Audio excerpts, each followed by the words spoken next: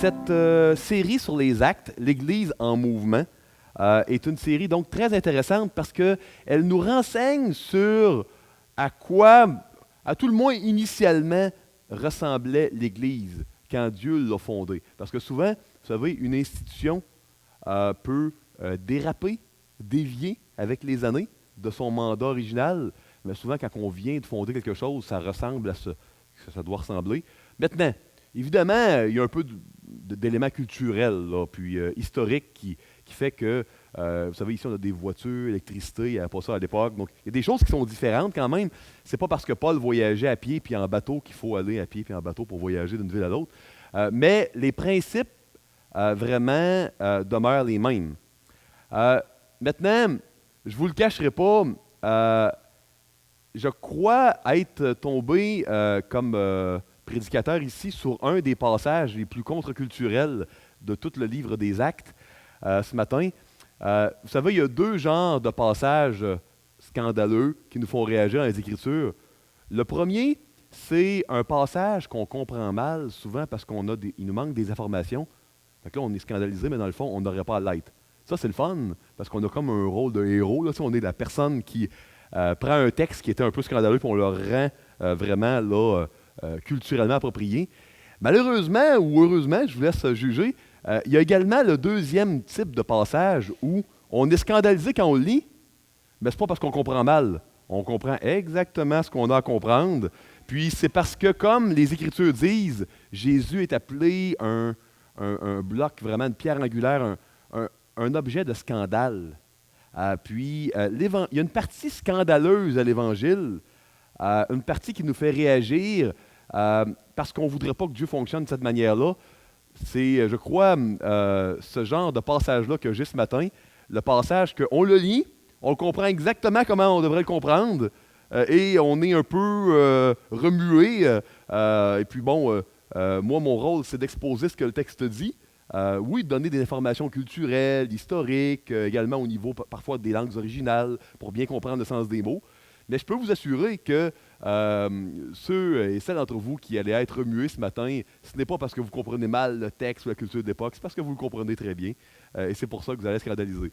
Donc, à ce point-ci, rien de mieux, j'imagine, que de demander l'assistance du Seigneur pour qu'il puisse nous aider à saisir ce que l'on a à saisir. Seigneur Jésus, on est réunis en ton nom, ici, ton Église, ton assemblée, comme c'était à l'époque des Actes. Et puis, on t'a parlé, Seigneur, par la louange, en chantant des cantiques, des chants. Puis maintenant, on veut entendre ce que tu as à nous dire par ta parole. Pas la mienne, mais ta parole, Seigneur, la Bible. Et puis, ma prière, Seigneur, c'est que tu me donnes vraiment les bons mots, et puis toute l'intégrité et l'honnêteté intellectuelle, Seigneur, pour rendre le texte exactement comment on devrait le comprendre. Puis, Seigneur, fortifie-nous à travers ce texte-là, console-nous, encourage-nous même pour la semaine à venir. Dans le nom de Jésus, on te prie. Amen. Donc, on est dans Actes, chapitre 5, versets 1 à 11. Lors du verset là, précédent, là, on avait, là, vous vous souvenez, là, les premiers croyants qui avaient tout mis en commun. Pourquoi? Souvenez-vous, la Pentecôte, dans Actes, chapitre 2, la conversion de 3000 personnes, c'était dans un contexte particulier. C'était la fête de la Pâque à Jérusalem. Qu'est-ce qui se passait à la Pâque à Jérusalem? Il y avait des gens de partout dans le monde, d'Éthiopie, d'Égypte, de partout, qui venaient fêter au temple la Pâque juive. Là, il y a le discours de Pierre, 3000 personnes qui se convertissent. Puis là, les gens qui se sont convertis, qui avaient amené de l'argent, des bagages, des effets pour 2-3 semaines, ben là, ils veulent rester 1 an ou 2, histoire de fortifier leur foi. On n'avait pas les Écritures à cette époque-là. Donc, d'en apprendre plus sur Dieu, ben là, s'il y a 2000 personnes, des étrangers qui demeurent 1 an de plus, ça finit par coûter quelque chose. Hein? Donc, l'Église, vraiment, on voit que c'est un peuple, une famille où tout est mis en commun pour prendre soin les uns des autres. Hein? On se serre les coudes, et puis les biens de un, c'est les biens des autres, et puis c'est vraiment ce qu'on voit. Puis on a vu au dernier verset, là, à la fin du chapitre, là, ou dans les derniers versets du chapitre 4, un homme qui s'appelait Barnabas. C'était vraiment quelqu'un de bien, un homme qui aimait le Seigneur, on le voit plus loin dans les actes. Et puis lui, Barnabas, il prend son champ, puis il dit, regarde, les gens ont besoin de sous, je vais prendre mon champ, je vais le vendre, je mets l'argent au pied des apôtres. Pourquoi le mettre au pied des apôtres? Ben, c'était pas qu'il donnait l'argent aux apôtres, c'est que les gens qui ont des besoins financiers n'osent pas toujours dire, hey, moi j'ai des besoins, donnez-moi de l'argent. Donc, les apôtres savaient qui avait besoin, donc s'occupaient de faire la distribution. Ça n'existait pas encore des diacres à cette époque-là, ça va venir très bientôt. Donc, c'est ce qu'on voit. Maintenant, puis je vais lire les versets, là, morceau par morceau, là, dans le chapitre, les 11 premiers versets. Heureusement pour moi, on a beaucoup de temps, on a seulement 11 versets, ça tombe bien. Ça tombe mal si je voulais passer très très vite sur les côtés scandaleux, mais là, ça tombe bien parce que ce n'est pas ce que je veux faire, puis je veux prendre le temps d'en parler avec vous. Verset 1. Mais un homme nommé Ananias, avec Saphira, sa femme, vendit une propriété. Hein? Ça commence par un mais. Hein? Quand vous voyez un mais comme ça, c'est parce qu'il y a un lien avec ce qui vient de se produire dans les versets précédents. Donc, Barnabas qui vend un champ, bon, ben les gens le considéraient, trouvaient que ça avait l'air très très bien, et non bien gentil, Barnabas, d'avoir fait ça, il aide les gens, vraiment, il n'est pas attaché, il n'est pas avare, attaché à ses biens. Il y a un couple qui a décidé que ça serait peut-être une bonne idée de faire la même chose. Puis, ils vendent leur propriété. Puis, j'ai intitulé le verset 1 « Une bonne action, mais avec des mauvais motifs ». C'est dans les prochains versets que ça se corse. Et retint une partie du prix. Sa femme le sachant. Puis, il apporta le reste et le déposa aux pieds des apôtres. Pierre lui dit, « Ananias, pourquoi Satan a-t-il rempli ton cœur au point que tu mentes au Saint-Esprit et que tu aies retenu une partie du prix du champ? S'il n'eût pas été vendu, ne te restait-il pas? Et, après qu'il a été vendu, le prix n'était-il pas à ta disposition? Comment as-tu pu mettre en ton cœur un pareil dessein? Ce n'est pas à des hommes que tu as menti, mais à Dieu. » Écoutez, l'argent, c'est quand même un sujet délicat dans notre société nord-américaine très individualiste. C'est déjà contre-culturel l'idée de vendre un champ et de le mettre au pied d'un dirigeant religieux. Pour le Québécois moyen, ça fait secte de vendre quelqu'un qui vend son terrain, hein, puis il va mener l'argent. Ça fait, on n'est pas, le Québécois moyen, Québécoise moyenne n'est pas à l'aise avec ça. Puis là, en plus, ça n'arrête pas là. Le pire s'en vient. Il se fait reprendre de ne pas avoir donné tout, mais le pire reste encore à venir. Il va tomber raide mort, un peu plus loin. Je vous ai dit tantôt que la mission de cette Église était de partager la sévérité, condamnation de Christ au Grand Shawinigan. Est-ce que c'est ça? Je vois qu'il y en a qui rient. Non, oui, c'était l'amour de Christ. Partager l'amour de Christ au Grand Shawinigan. Donc, la difficulté ce matin, c'est en quoi un Dieu d'amour peut-il faire tomber raide mort aux pieds d'un des apôtres, un des pasteurs, un homme qui a quand même donné une bonne partie de l'argent du champ, mais pas tout. Oui, un peu de malhonnêteté, il n'a pas tout donné, puis il avait prétendu avoir tout donné, mais quand même, n'est-ce pas un peu sévère comme jugement?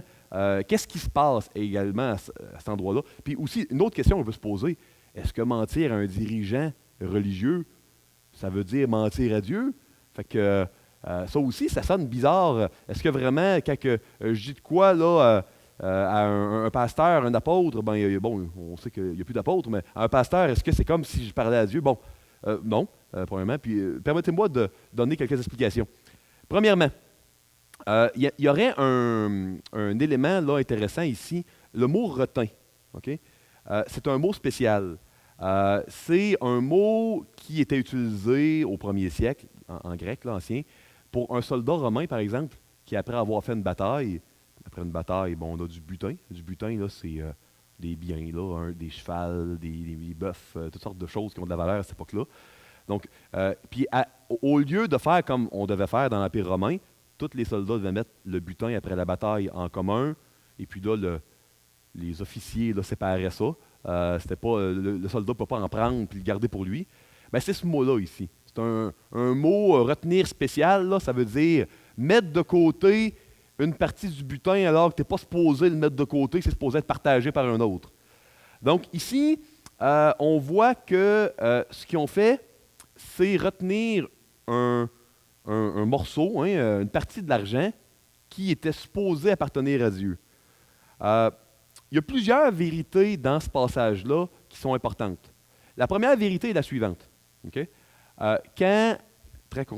Très contre-culturel, quand on se convertit au christianisme, à une alliance, à la nouvelle alliance en Jésus, on devient propriétaire d'une autre personne.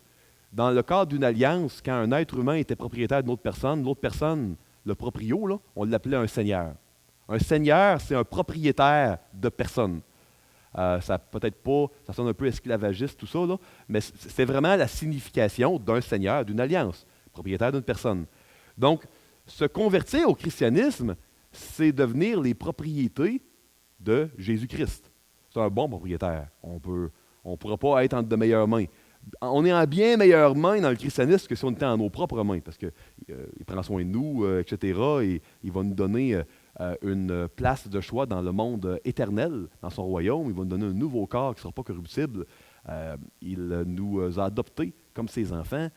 Son héritage devient notre héritage. Donc, c'est incroyable. On ne pourra pas avoir de meilleure position que de se faire adopter, que de devenir les possessions, le peuple acquis de Jésus-Christ. Mais quand même, ce que Dieu enseigne, c'est que du moment où tu te convertis, c'est pas juste ton corps, puis ta personne, puis ton temps qui devient la propriété du Seigneur. Ben, c'est ton argent, tes habilités, c'est tout, ton horaire. Donc, quand quelqu'un se convertit au christianisme, du point de vue de Dieu, tous ses biens deviennent la propriété de Dieu. Maintenant, Dieu, il est dans le ciel, on le sait, il est parti nous préparer une place. Son esprit est en nous, mais physiquement, le Jésus incarné n'est plus sur terre présentement. Je ne pourrais pas apprendre rien à personne ici ce matin. Donc, comment que ça fonctionne? Le fait que notre propriétaire est dans le ciel, on est supposé lire la parole de Dieu puis savoir comment gérer notre temps, notre personne, notre énergie, nos talents, notre argent, d'après ce qu'on va lire dans la parole de Dieu, dans la Bible. Parce que Dieu parle à ses enfants par son esprit en dedans de lui. C'est très surnaturel, c'est ce que la Bible enseigne. Maintenant, ça finit pas là.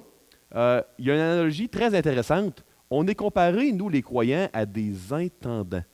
Un intendant, c'est quelqu'un qui se fait confier les biens d'un autre pour les gérer au nom de la personne. Peut-être qu'il y en a qui ont étudié l'histoire. Moi, je me souviens en histoire, en secondaire 4, je crois, l'histoire du Canada, là, il enseignait qu'à l'époque de la Nouvelle-France, celui qui gérait ici au Québec, là, ça ne s'appelait pas encore le Québec, ça s'appelait un intendant, puis il gérait au nom du roi de France, puis dans le fond, il faisait un peu ce qu'il veut, mais tu sais, si c'était un bon intendant, il gérait pour le bénéfice du roi de France, parce que ça appartenait au roi de France. Donc, un intendant, c'est quelqu'un qui gère des biens qui ne lui appartiennent pas pour le bénéfice d'un autre, un roi, par exemple, comme le roi de France. Ceux qui ont fait l'histoire de secondaire 4 et qui s'en souviennent, c'est ça qu'on nous a appris à la petite école. Donc, on est comme des intendants. Nos biens, notre argent sont en notre possession, notre contrôle, mais appartiennent à Dieu. On est supposé les gérer selon Dieu. Ça ne veut pas dire qu'on va tout donner parce que Dieu veut qu'on prenne soin vraiment de qu'on mange, qu'on peut se reposer. Dieu n'est pas contre qu'on aille en vacances, qu'on aille à une maison. Mais on va avoir des comptes à rendre, nous dit l'Évangile, au dernier jour, quand on va rencontrer notre Seigneur, quand le proprio va revenir nous demander des comptes, on va avoir 2 Corinthiens, chapitre 5, des comptes à rendre sur tout ce qu'on a fait avec les biens de Dieu. Puis c'est notre argent, c'est notre temps, c'est notre personne inclus. C'est bon de le savoir. Il ne faut pas penser que Dieu ne nous a pas avertis. Il nous le dit. Et puis, ici, on voit quelqu'un qui n'a pas géré ses biens de cette manière-là. Maintenant, le deuxième principe. Donc, premier principe qu'on voit dans ce texte-là, nos biens ne nous appartiennent plus. Ils appartiennent à Dieu, on doit les gérer selon Dieu. C'est encore vrai aujourd'hui. Contre-culturel, mais vrai. Deuxième principe, c'est le suivant. Le mensonge d'Ananias et de Saphira n'est pas de ne pas avoir tout donné. C'est d'avoir prétendu tout donner et puis d'avoir gardé une partie. D'ailleurs, c'est ce qu'on voit. Regardez, ici, au verset 4, il est mentionné, un peu, là, Pierre, c'est un peu comme s'il disait, tu n'étais pas obligé de le vendre. Hein? S'il n'eût pas été vendu, ne te restait-il pas? Tu n'étais pas obligé, Ananias, de vendre ton champ. Et après qu'il a été vendu, le prix n'était-il pas à ta disposition? Il aurait pu en donner une seule partie, puis le dire écoute, je t'en donne la moitié, ou le quart, ou peu importe. Là. Donc, vous devez comprendre ici que ce qui est condamné, c'est vraiment, oui, peut-être une mauvaise gestion de l'argent d'Ananias, mais surtout l'hypocrisie et le mensonge. Il y a un principe ici qui est enseigné. Vous savez, vous souvenez-vous, ceux qui avaient lu l'Évangile, comment Jésus, la catégorie de personnes avec lesquelles il était le plus sévère, c'était les pharisiens. Puis souvent, il leur disait pharisiens, puis là, il disait hypocrites. Et puis, l'hypocrisie religieuse est probablement un des péchés les plus sévèrement adressés dans le Nouveau Testament. En fait, l'hypocrisie religieuse, on pourrait la définir comme suit. C'est faire du bien comme membre du peuple de Dieu, dans le peuple de Dieu, en prétendant que c'est pour Dieu, mais dans le fond, c'est parce qu'on voudrait être bien vu des autres. Fait qu'on le fait pour nous-mêmes, pour notre propre gloire. On vole la gloire qui appartient à Dieu. Ça, c'est ça l'hypocrisie spirituelle, et c'est ce qui est si sévèrement condamné ici. Donc, premier principe qu'on voit dans le texte, vraiment, on n'est que des intendants quand on rentre dans l'alliance, puis qu'on rentre dans un seigneur. Seigneur égale propriétaire de personne, de ma personne. Donc, c'est vraiment une bonne gestion pour Dieu qu'on doit faire. Et deuxième principe, l'Église, le peuple de Dieu, n'est pas un terrain de jeu, un carré de sable pour vraiment là, se bâtir une belle réputation, puis paraître vraiment bon et bonne, puis s'attirer l'admiration des autres. Et il y a quand même une discipline ici, un jugement qui est adressé quand c'est ce qu'on cherche à faire. C'était déjà arrivé que quelqu'un dans le peuple de Dieu garde une portion de ce qui appartient à Dieu. C'était déjà arrivé avant. On va couvrir ça dans un instant. Lisons le verset suivant. Ici, pourquoi était-il dit qu'Ananias et Saphira mentent au Saint-Esprit quand ils mentent à Pierre? Parce que quand ils ont affirmé avoir donné tout, c'est pas tant le fait qu'il l'ait dit à Pierre. Il aurait pu le dire à un autre qui n'était pas un apôtre ou qui n'était pas un pasteur. C'est pas l'aspect qu'ils ont menti à un pasteur ou à un apôtre. C'est pas ça le point. Le fait, c'est qu'ils ont affirmé dans l'Église faire quelque chose pour Dieu, alors que c'était pour eux. Écoutez, je ne veux pas juger le cœur d'Ananias et Saphira, mais en même temps, soyons logiques ensemble. Êtes-vous d'accord que Jésus est la vérité? Sinon, je lisais Jean 14,6, mais bon, Jésus est la vérité. Êtes-vous d'accord que Jésus déteste le mensonge? Oui. Donc, si tu veux donner un sacrifice, vendre un champ pour plaire à Dieu, logiquement, est-ce que tu vas mentir ce faisant? Ben non. Si tu mens en train de donner ton argent, ça veut dire que dans le fond, tu ne le faisais pas pour plaire à Dieu. Sinon, on a beau être tordu parfois, il n'aurait pas menti en même temps. Si vous donnez un cadeau à votre voisin parce que pour lui faire plaisir, parce qu'il vous a aidé, je ne sais pas moi, il a fait la tonte de votre pelouse le temps que vous n'étiez pas là, ou peu importe, vous ne lui donnerez pas une bouteille de vin, puis en même temps, vous allez donner une claque. Je veux dire, il n'y a aucune logique là-dedans. Là. Fait que si tu veux faire plaisir à Dieu, tu ne feras pas de quoi que Dieu déteste en même temps. Ça veut dire que c'était uniquement un subterfuge qui ne voulait pas vraiment faire plaisir à Dieu. Il prétendait faire plaisir à Dieu, mais dans le fond, il était en train de vouloir avoir là, la belle réputation de personne généreuse comme Barnabas. C'est pour ça qu'ils ont menti au Saint-Esprit. Fait que c'est pas l'aspect que Pierre a été le destinataire des paroles. Là. C'est pas ça. Là. Pierre n'est pas un genre de magicien ou de personne supérieure que quand on lui ment, il y a un jugement de Dieu. C'est pas ça le point. Le point, c'est mal de mentir à Pierre, c'est mal de mentir à tout être humain. Qu'il soit chrétien, pas chrétien, pasteur, ça n'a pas rapport. C'est mal de mentir. Mais quand tu fais quelque chose pour Dieu dans l'Église, c'est ça qui est mentir au Saint-Esprit.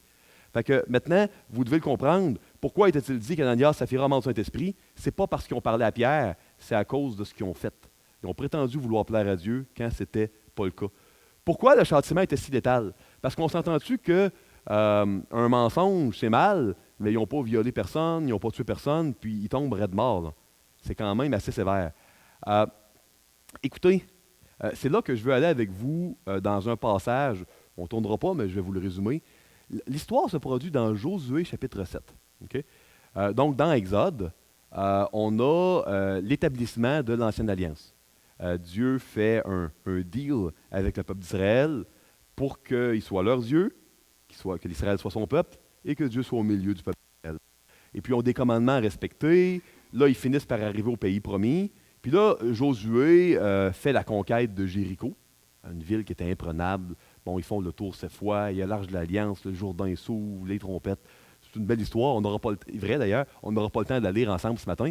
Et là, soudainement, l'Éternel arrête tout le peuple là, avant la conquête de la ville suivante. Et puis, il leur dit, oh, il y a un problème. Puis le problème, c'est qu'il y a une personne dénommée Akan qui, lui aussi, avait gardé une portion du butin de Dieu. Puis lui aussi, comme par hasard, sa famille aussi est impliquée. Ça sonne familier, hein? Voler une partie du butin de Dieu, c'est le mot qui était utilisé en grec ici. La femme est impliquée là aussi, un peu moins clairement dans le Josué 7, mais ça semble être le cas. Et puis par la suite, même jugement, la mort. Puis on peut se dire, pourtant, dans le reste de l'Ancien Testament, il y a plein de gens qui mentent et qui ne sont pas tout le temps tués. Dans le Nouveau Testament, il y a plein de gens qui mentent et qui ne sont pas toujours tués. Pourquoi Akan, ouf, j'ai de la misère à parler ce matin. Pourquoi Akan, c'était si sévère? Pourquoi Ananias, Saphira, c'était si sévère? Bien, dans le cas d'Akan, on est au début de l'Ancienne Alliance. On part vraiment, là, Israël comme le peuple de Dieu. Dans le cas d'Ananias, Saphira, on est au début de la Nouvelle Alliance. L'Église débute. Donc, vous allez voir qu'il y a une correspondance très intéressante entre le début de l'Ancienne Alliance et le début de la Nouvelle. Puis j'ai cité là, brièvement même l'élection de Matthias quand ils ont tiré au sort, puis on dit hey, pourquoi ils ont tiré au sort? Nous, dans l'Église, quand on prend des décisions, on ne prend pas des dés pour tirer au sort. Bien, quand ils ont voulu remplacer Judas dans Acte 1 ou 2, je crois que c'est au début de Acte 2, mais je ne suis pas certain, ils tirent au sort. Ben, écoutez, il faut se retenir que dans l'Ancienne Alliance, il y avait l'Urim, le Thummim, et puis les fonctions des Lévites, c'était déterminé en tirant au sort. Dans Néhémie, qui va vivre dans Jérusalem, on tire au sort. Donc, le point vraiment des actes, là, c'est de montrer que c'est pas l'Ancien Testament, ce n'est pas une autre affaire, puis un Dieu de l'Ancien puis un Dieu du Nouveau, puis c'est tout séparé, puis le Dieu de l'Ancien est plus sévère. Non, non, non. C'est le même Dieu chez qui il n'y a aucun changement, aucun nombre de variations. Puis il y a une correspondance très intéressante entre ce qui se passe au début de l'Ancienne Alliance et de la Nouvelle. C'est pour ça qu'on tire au sort pour choisir Matthias en remplacement de Judas. C'est pour ça que là, il y a un jugement chez une personne du peuple de Dieu, comme dans Josué 7, qui voulait garder une partie des biens de Dieu pour lui. Donc, il y a vraiment retenu cela. Ce n'est pas le normatif. Puis que là, si on a mentir, si quelqu'un a menti ici, là, il est en train de stresser beaucoup, parce qu'il dit « Oh, est-ce que je vais tomber, raide mort? » Rassurez-vous, non, très probablement pas, parce que c'était au début. Au début de l'Ancienne, au début de la Nouvelle, Dieu a lancé un message au niveau de garder pour lui vraiment quelque chose qui appartient à Dieu. Maintenant, quel dessein était-il question au verset 4, quand il est dit comment as-tu pu mettre en ton cœur un pareil dessein? Ben, c'était le dessein de servir de l'adoration à Dieu puis d'Église pour bâtir une réputation. C'est pas à ça que ça sert l'Église. Donc, Dieu nous renseigne sur l'authenticité, l'humilité qu'il doit y avoir dans l'Église. Quand on fait une bonne action, c'était bien de donner de l'argent pour les pauvres. Écoutez, il n'y a pas de doute là-dessus. Mais ça ne doit pas être fait un peu à la manière parfois contemporaine. Vous savez, quand une entreprise, une compagnie fait un don, si c'est à l'hôpital, ils vont peut-être le graver sur le mur pour qu'on voit qu'un tel a donné pour acheter un nouvel appareil ou autre. Ou si on donne pour quelque chose, on aime être vu et que les gens connaissent le montant qu'on a donné. Puis si on a donné un gros montant puis on est bien en évidence, on est content, ça ne doit pas être de même dans l'Église. Je ne suis pas en train d'aller en guerre contre ça, là, dans la société. Ce que je dis, c'est que dans l'Église, ça ne doit pas être comme ça. L'Église, on doit être authentique, on doit donner à Dieu ce qui lui appartient, on doit prendre soin les uns des autres, on doit le faire pour Dieu. Notre argent, nos ministères, nos talents, on ne doit pas le faire pour que les gens nous apprécient plus. On aime ça être apprécié des gens, mais ça ne doit pas être le but. On ne doit pas le faire parce qu'on a un agenda autre que donner à Dieu ce qu'il nous a prêté comme intendant. Donc ici, Ananias, au verset 5 et 6, on voit qu'il expire. Verset 5, Ananias, entendant ces paroles, tomba et expira. En grec, c'est très, très explicite. Au lieu d'expirer, là, c'est vraiment, il a expiré là, son esprit qui est sorti. Là. L'esprit est parti. C'est vraiment là, le terme avec lequel c'est écrit dans l'original. Tomba et expira. Une grande crainte saisit tous les auditeurs. effectivement. Moi aussi, j'aurais été très craintif si j'avais été témoin de cela. Les jeunes gens s'étaient enlevés, l'enveloppèrent, l'emportèrent et l'ensevelirent. Écoutez, ça aussi, c'est très contre-culturel. Si quelqu'un décédait ici, puis que là, le groupe de jeunes se lève, les collèges carrières, ils se dépêchent d'aller l'enterrer dans le cimetière, tu dis, hey, ils n'ont même pas appelé l'épouse. Il me semble que c'est scandaleux. Comment ils ont pu, les jeunes gens d'église, le prendre, aller l'enterrer, ils n'ont même pas appelé l'épouse, ils n'ont pas fait de service funéraire. Écoutez, encore là, là, il y a le contexte de l'époque. Tu ne gardes pas quelqu'un dans le désert, là, à grosse température, là, vraiment là, dans la pièce très longtemps. Il n'y avait pas le formol puis embaumer les gens à cette époque-là. Il n'y avait pas non plus de téléphone cellulaire ou d'Internet pour avertir l'épouse. Où était-elle? Il fallait l'enterrer. Et puis, est-ce qu'on allait faire un service funéraire pour se souvenir vraiment de cet homme-là? Qu'est-ce qu'on aurait dit lors de ce service-là? Il vient d'être frappé par Dieu. Dans la culture du premier siècle, ça n'aurait pas été possible vraiment de faire un service funéraire. Il faut comprendre qu'il y a un contexte ici. Ça peut sembler bizarre quand même, ça mérite d'être mentionné. Maintenant, comment un Dieu d'amour peut-il tuer un homme pour un mensonge? Bon, c'est ici que j'aimerais faire la distinction entre deux choses avec vous. La distinction entre une rétribution. Une rétribution, c'est quand il y a une punition pour expier, pour effacer, une punition qui est proportionnelle au tort que quelqu'un a fait, OK? Versus la discipline. La discipline, c'est pour guider quelqu'un dans les voies de Jésus, c'est pour... ça n'a pas rapport avec les péchés de la personne. C'est pour guider, c'est pour entraîner quelqu'un dans les voies de Jésus. Ici, on voit un exemple de discipline. Est-ce que Ananias, Saphira était chrétienne? C'est une autre question. Le texte n'est pas clair. Mais il y a une chose qui est certaine, s'ils étaient des enfants de Dieu, ils n'ont pas perdu leur salut. Et puis, c'est pas que leurs péchés méritaient la mort plus que nos péchés, puis que quand nous, on ment. C'était une question de discipline, comme à Caen, au tout début du peuple de Dieu de la Nouvelle Alliance, montrer aux gens, pour les générations à venir, dont la nôtre, comment que ça doit se passer dans le peuple de Dieu. Donc, c'était vraiment comme ça qu'on doit comprendre. Donc, un Dieu d'amour, peut-il tuer un homme pour un mensonge? Oui. Maintenant, la raison est la suivante. Amour, un Dieu d'amour n'égale pas ne pas prendre le péché et l'Église au sérieux. Puis ça, dans une société postmoderne où le bien et le mal, c'est relatif, c'est très difficile à saisir pour nous. Parce que pour nous, si tu aimes quelqu'un, ben, tu sais, tu vas être bien, tu ne prendras pas nécessairement au sérieux s'il fait des mauvais coups. Mais c'est pas ça l'amour dans la Bible. Peut-être que pour nous, c'est ça, mais pas selon le Dieu de la Bible. Dans la Bible, l'amour, c'est pas ne pas prendre au sérieux les péchés. Écoutez, Jésus qui est mort pour nous, là, c'est parce qu'il prenait au sérieux nos péchés. Pour dire qu'il fallait que le Fils de Dieu meure, verse son sang pour subir la punition que méritaient nos péchés. Tu ne peux pas prendre le péché plus au sérieux que ça, là. C'est aussi sérieux que ça peut être. Puis on voit dans Josué chapitre 7, comme dans Acte 5, que le peuple de Dieu, pour Dieu, c'est sérieux. Donc oui, Dieu est amour.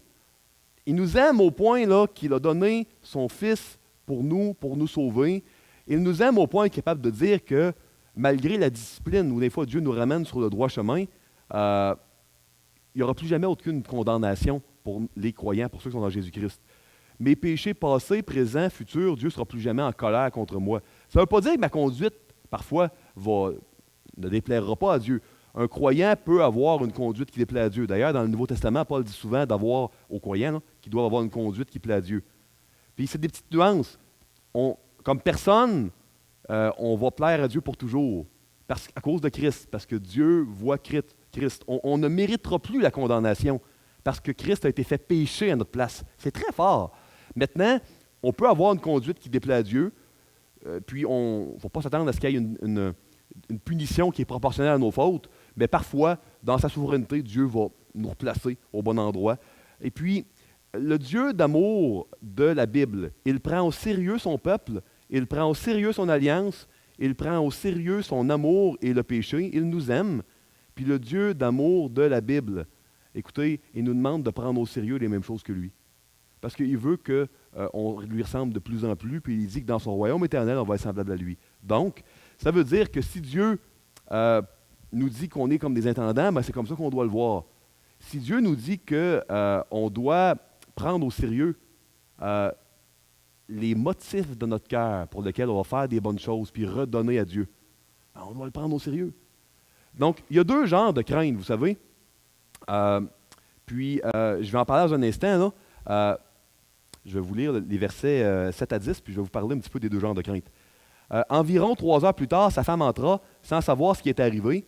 Pierre lui adressa la parole. Dis-moi, est-ce à un tel prix que vous avez vendu le champ? Oui, répondit-elle, cet esprit-là. Alors Pierre lui dit, comment vous êtes-vous accordé pour tenter l'Esprit du Seigneur? Voici, ceux qui ont enseveli ton mari sont à la porte. Le groupe de jeunes est encore là, semble-t-il. Et ils t'emporteront. Au même instant, elle tomba aux pieds de l'apôtre et expira. Même chose, l'esprit qui sort. Les jeunes gens étant entrés, encore les jeunes gens qui arrivent, la trouvèrent morte et l'emportèrent et l'ensevelirent auprès de son mari.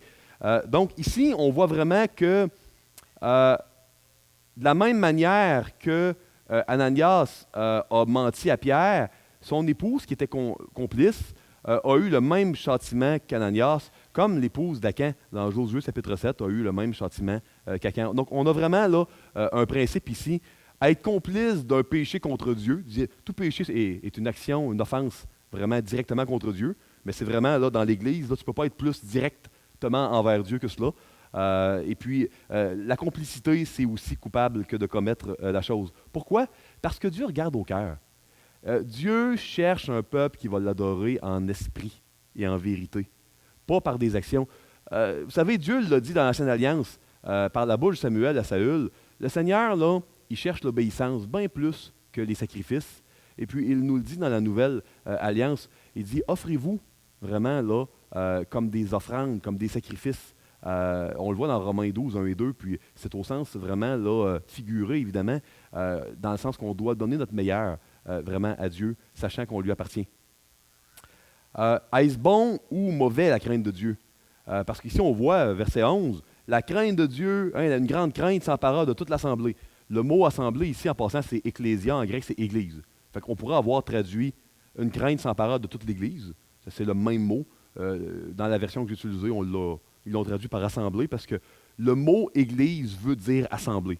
Une église, c'est une assemblée. Et de tous ceux qui apprirent ces choses. Puis on voit, je ne le lirai pas, mais dans le texte que Doug est supposé couvrir dimanche prochain, dans les versets suivants, on voit qu'il y avait des prodiges, de la même manière qu'il y a eu des prodiges au début de l'Ancienne Alliance. Avant Jéricho, le Jourdain s'ouvre, il y a eu le tonnerre qui est tombé du Sinaï, il y a eu toutes sortes de choses. Il y a des prodiges au début de la Nouvelle Alliance. Ça correspond, c'est consistant. Donc, il y avait beaucoup de crainte quand les gens ont vu le tonnerre et les prodiges dans l'Ancienne Alliance, dans l'Exode, dans le Deutéronome. Il y a beaucoup de crainte ici dans les Actes. Ma question, c'est, la crainte de Dieu, c'est bon ou c'est mauvais? Les Proverbes nous disent que la crainte d'Éternel est le commencement de la sagesse, puis 1 Jean nous dit que là où il y a de l'amour, il n'est pas supposé avoir de crainte, parce que l'amour parfait bannit la crainte. Donc là, je vous pose la question, la crainte de Dieu, bon ou mauvais? C'est bon? Comment Jean peut-il dire que l'amour parfait bannit la crainte à ce moment-là? Bon, là, je m'amuse un peu avec vous. C'est parce que ça dépend. Ça dépend. En passant, c'est le même. Oui, le nouveau est en grec, l'ancien est en hébreu, mais les mots ont les mêmes sens. Juste pour mettre ça au clair, c'est pas qu'il y a deux genres de mots pour crainte. C'est vraiment le même sens. Ça dépend. Parce qu'il y a plusieurs types de manières dont on peut craindre quelqu'un. Moi, je peux être devant un criminel qui a un fusil. Non? Vous savez, aux États-Unis, des fois, on se promène, ceux qui se voyagent aux États-Unis, puis curieux, on n'a pas ça bien au Québec. Tu as des pancartes sur le bord de la route, recherché. Là, tu as la figure, mettons, de quelqu'un qui s'est échappé de prison. Puis, je me souviens d'avoir vu ça dans l'État de New York ou de Pennsylvanie. Je me promenais, puis là, j'ai vu Wanted, puis là, je voyais la face du gars. Je me disais, on se sentirait comme dans Lucky Luke, vraiment dans l'ancien temps, dans le Far West. On n'a pas vraiment ça au Québec. Je vous avoue que j'en suis content. C'est de quoi que je suis content qu'on n'aille pas ici. Si une telle personne, après avoir vu la pancarte sur le bord de l'autoroute, arrivait, je dis, je prendrais mes distances, puis j'aurais une crainte. Parce que la crainte, c'est quand je ressens une menace en devant de moi. Puis c'est menaçant d'avoir un criminel avec un fusil qui s'est échappé de prison. Si par contre, je me fais convoquer à une entrevue pour une promotion, je vais avoir un genre de stress. Ou si je m'en vais en Angleterre, puis il faut que je conduise à gauche avec le volant de l'autre côté, je vais avoir un genre de stress aussi, parce que conduire à gauche quand tu n'es pas habitué, c'est sérieux. Tu fais attention. Puis une entrevue pour avoir une promotion, c'est sérieux. Fait que j'ai un genre de crainte, mais une bonne crainte, une crainte qui prend au sérieux, versus le criminel, c'est une crainte que j'ai peur qu'on me fasse du mal. La crainte de Dieu qui est bonne, c'est la crainte de prendre au sérieux. Parce que c'est important. Pas d'avoir peur qu'il nous fasse du mal. Il y a une différence entre les deux pour conduire. Et moi, je n'ai pas peur qu'il y ait un piéton qui me fasse du mal ou que le gars qui me fait passer l'entrevue me sorte un fusil puis me tue. J'ai peur de ne pas avoir peut-être la promotion. Donc, vous comprenez, la crainte qui est bonne de Dieu, c'est prendre au sérieux, avoir une révérence, pas avoir peur que Dieu nous fasse du mal. Dieu, il est mort pour nous. Il veut notre bien. Il est amour. Il n'y a pas plus amour que Dieu. Donc, ça, c'est vraiment la dernière leçon que je veux qu'on retire. Dans l'Église, on doit prendre Dieu au sérieux. Il doit y avoir une crainte de Dieu. Pas qu'il nous fasse du mal parce qu'on a peur de Dieu dans le mauvais sens. On doit prendre Dieu au sérieux.